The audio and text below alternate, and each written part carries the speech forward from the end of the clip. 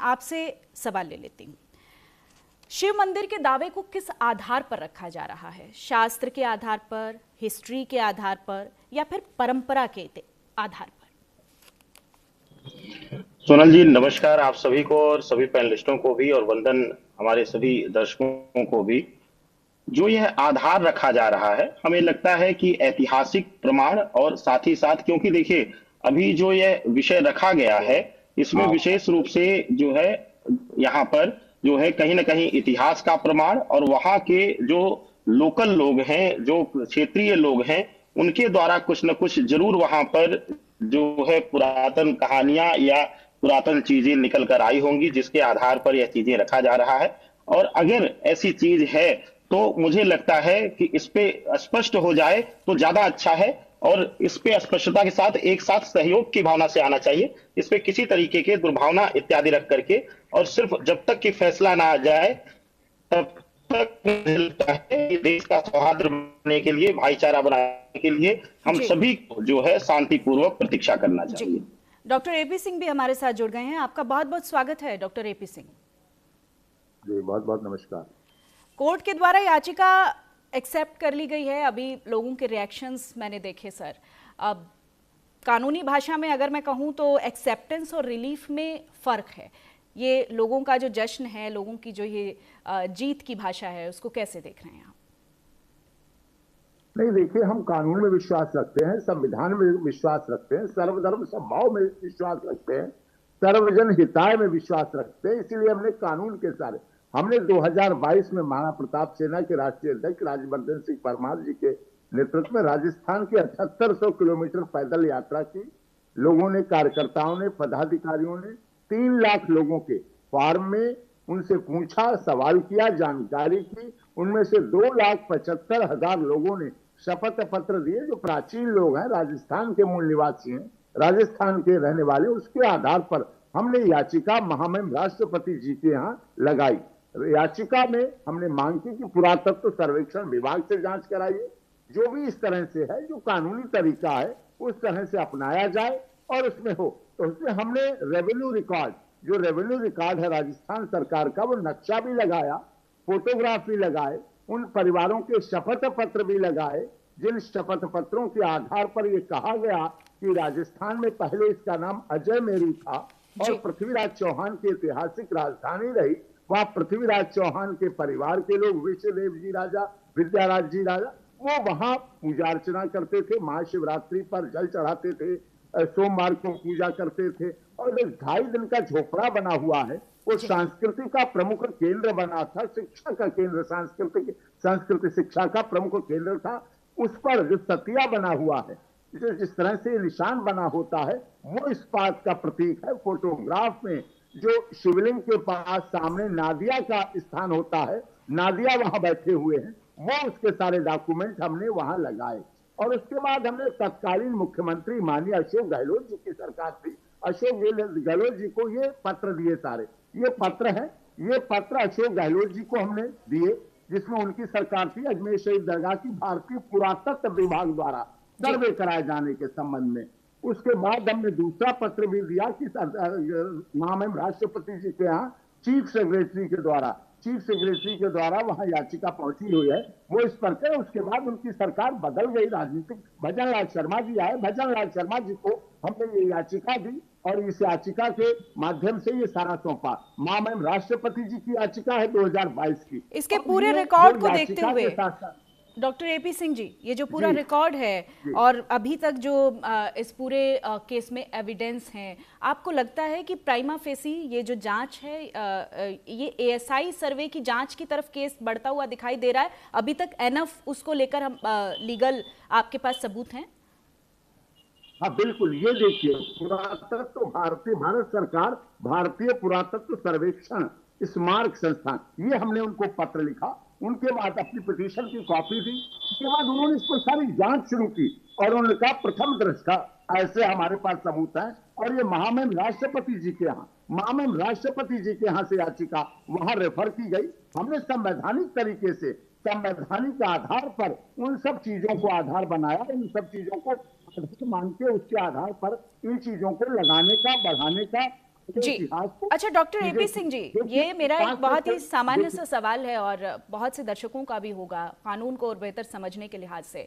अगर कोई याचिका एक्सेप्ट की जाती है तो आपको क्या उसके क्या पैमाना होता है? याचिका की जो एक्सेप्टेंस है वो क्या दिखाती है कि कोर्ट उसमें मेरिट देखता है या फिर ये एक लीगल एक तरीके से हम कहें कि एक प्रोसीजरल जो स्टेप होता है वो होता है? देखिए, प्रोसीजरल स्टेप होता है। हमने 2022 में महामहिम राष्ट्रपति, संवेदनशील मामला है, हमारे देश में सर्वधर्म समभाव है, सब लोग रहते हैं, बहुत खुशी से रहते हैं। पाकिस्तान का बंटवारा हुआ, धार्मिक आधार पर बंटवारा हुआ, राजनीतिक, लेकिन फिर भी हमारे देश के ऐसे बहुत से मुस्लिम लोग रहे जिन्होंने मुस्लिम के आधार पर, इस्लाम के आधार पर भारत की जमीन को स्वीकार किया। हमारे देश में डॉक्टर एपीजे कलाम से पहले अशफाकुल्ला खान रहे, मौलाना आजाद रहे, जाकिर हुसैन रहे, सैफुद्दीन किचलू रहे, हजरत मोहानी रहे, बदरुद्दीन तैयब जी रहे, खान अब्दुल गफ्फार खान रहे, अहमद किदवई रहे, मुजफ्फर अहमद रहे, आसिफ अली रहे, जिन्हें हम अपना सरताज मानते हैं, डॉक्टर अहमद असरी रहे, अली अहमद अब्बासी रहे। ये हमारे देश के इतिहास है, हमारे देश की परंपरा है, रीति रिवाज है, हम उनका सम्मान करते हैं। अगर लोग आज डॉक्टर एपीजे कलाम की बात करते हैं कि उन्होंने कुरान एक हाथ में ली और गीता हाथ में ली, तो हमारी जो सार्वजनिक, हमारी सर्वधर्म समभाव की भावना है, बहुत अच्छी रही है। 1950 में कानून का सहारा लिया, 1950 में का सहारा लिया। डॉक्टर एपी सिंह जी, 1950 में जो जस्टिस गुलाम हसन की कमेटी थी उनकी तरफ से क्लीन चिट दे दी गई थी इस पूरे मामले में। नहीं, देखिए, क्लीन चिट देगी वो भी सामने आएगी बात, उन्होंने किस आधार पर क्लीन चिट दी तो उसके आधार पर अगर रिव्यू होगा। देखिए, न्याय की प्रक्रिया चलती रहती है। आगे हमारा संविधान, जो हमारे डॉक्टर भीमराव अम्बेडकर बाबा साहब, डॉक्टर राजेंद्र प्रसाद जी जो प्रथम राष्ट्रपति रहे, उनका संविधान इस देश के करोड़ों लोगों की केवल पुस्तक नहीं है, वो आत्मा है, जिसमें हिंदू, मुस्लिम, सिख, ईसाई, जैन, पारसी, गरीब, दलित, शोषित, मजदूर, मजलूम, गुवाहाटी से चौपाटी, कन्याकुमारी से कश्मीर तक हमारे पूरे देश के, हम दुनिया में छाए हुए हैं। और यही हमारे कारण कि अगर सबसे पहली मस्जिद बनी तो भारत में बनी, दुनिया की सबसे अधिक मस्जिदें हैं तो भारत में है। ये हमारा सर्वधर्म समभाव से दिखाता है, ये हमारा सर्वधर्म समभाव के आधार पर दिखाता है कि हम वसुधैव कुटुंबकम की भावना को लेकर चलते हैं। और सनातन धर्म भी उससे है, उससे है। सनातन सुखना सर्वजन संतु निरामया की बात करता है, सर्वजन हिताय की बात करता है, सर्वजन सुखाय की बात करता है। दुनिया देश की वरिष्ठ पत्रकार है, तो चैनल पूरी दुनिया में देखा जाता है। सोनल दहिया वरिष्ठ पत्रकार होने के साथ साथ आप जिस धार्मिक सद्भाव समन्वय की बात कर रहे हैं डॉक्टर एपी सिंह जी, उसी को लेकर सवाल भी उठ रहे हैं कि ऐसी क्या जरूरत आन पड़ी थी जब भारत एक धर्मनिरपेक्ष देश है, 800 सालों का अजमेर दरगाह का इतिहास है, वहां पर चादर चढ़ाने के लिए तमाम भारतीय राजनीतिज्ञ भी जाते हैं, कलाकार भी जाते हैं, हम सब लोग वहां पर जाते हैं, तो ऐसी क्या जरूरत आन पड़ी थी? ये सवाल उठ रहे हैं। ये मैं अगर अयोध्या में गलती हुई, अगर अयोध्या में गलती हुई तो उसका सुधार हुआ, अगर संबल में गलती हुई तो सुधार हुआ, अगर मथुरा, काशी, वृंदावन में गलती हुई तो सुधार हुआ। तो मुस्लिम हमारा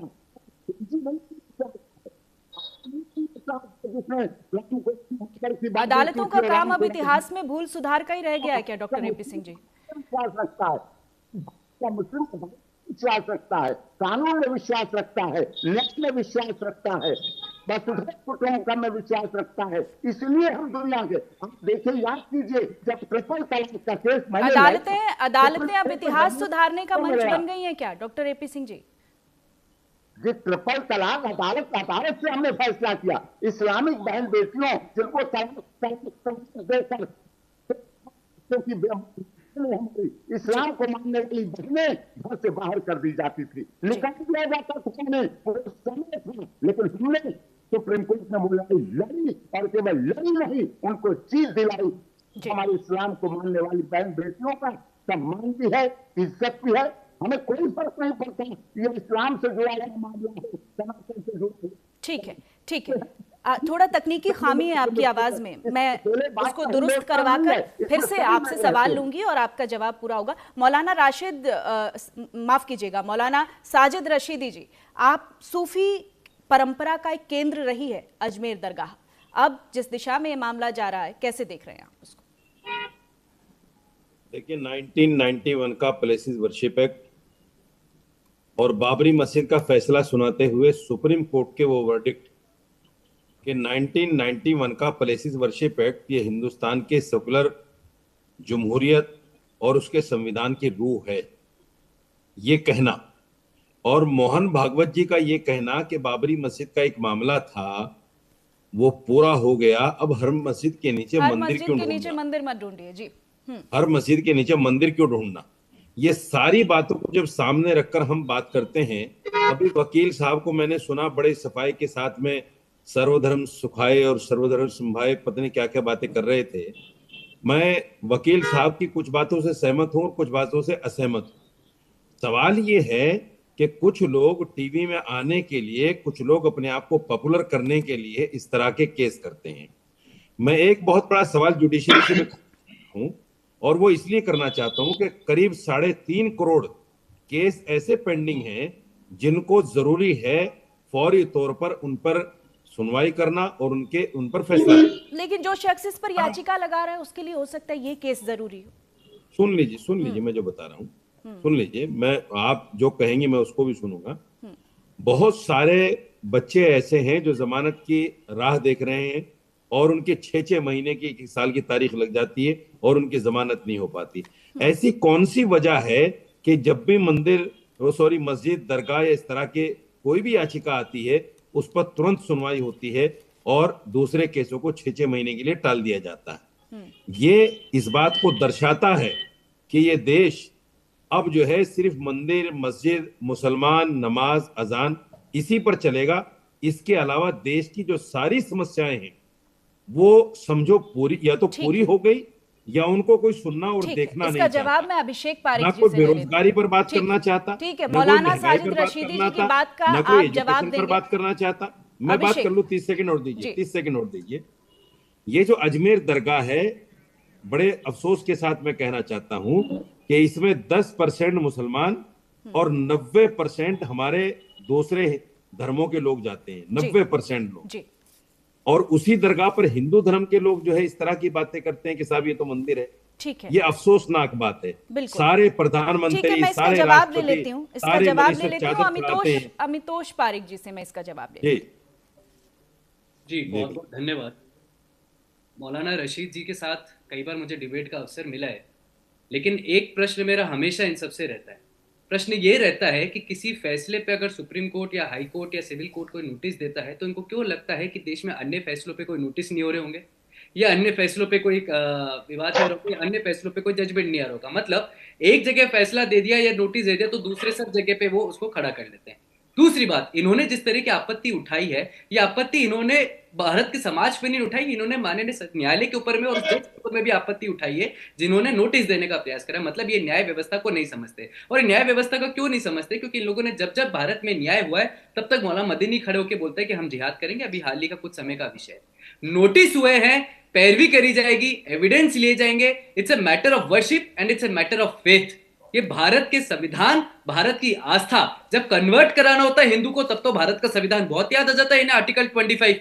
लेकिन वही आर्टिकल 25 जब हिंदू को अधिकार देता है right to practice, profess and propagate की, तो फिर ये उनको कटघरे में खड़ा करते हैं सेक्युलरिज्म के। ये वही मजहब है जो ना सेक्युलरिज्म को मानता है, ये वही मजहब है जिसकी कुरान की आयत है आइडल वर्शिपर्स को नहीं मानती है, बुत वरिष्ठ मानती है। ये वही मजहब है जो लगातार तरीके से आइडल वर्शिपर्स को या आइडल्स को तोड़ने, डिस्ट्रॉय को जस्टिफाइड मानता है। Secularism was a new concept to इस्लाम।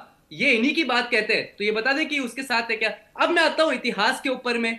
अगर कोई व्यक्ति कोर्ट में जाता है और बोलता है मुझे अधिकार है, तो आज माननीय सर्वोच्च न्यायालय का भोजशाला का विषय आया है। भोजशाला तो हिंदू क्लेम करता है ना अपना। मां सरस्वती का मंदिर तोड़ के आपने मस्जिद बना दी, उसी भोजशाला के अंदर में हिंदू अपनी पूजा का भाग करता है, तो आप बोलते हैं हमारी जुम्मे की नमाज है। तब कहा चला जाता है सेक्युलरिज्म, तब सर्वोच्च न्यायालय पे हिंदू जाता है, हाथ में पत्थर नहीं उठाता, तब इन्हें नहीं दिखता।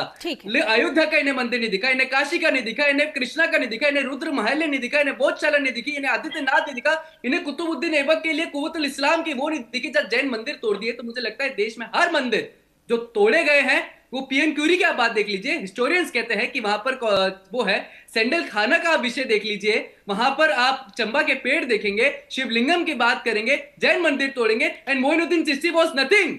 कोई सूफी सा नहीं था, वो सवालों का जवाब मैं दूंगी, खोज लेके आए थे और यहाँ पे जिहाद करा। उससे पहले मैं सभी मेहमानों के पास एक बार फिर से आपका रुख करूंगी। अजमेर दरगाह को शिव मंदिर बताने वाली महाराणा प्रताप सेना की जो याचिका है उसके स्वीकार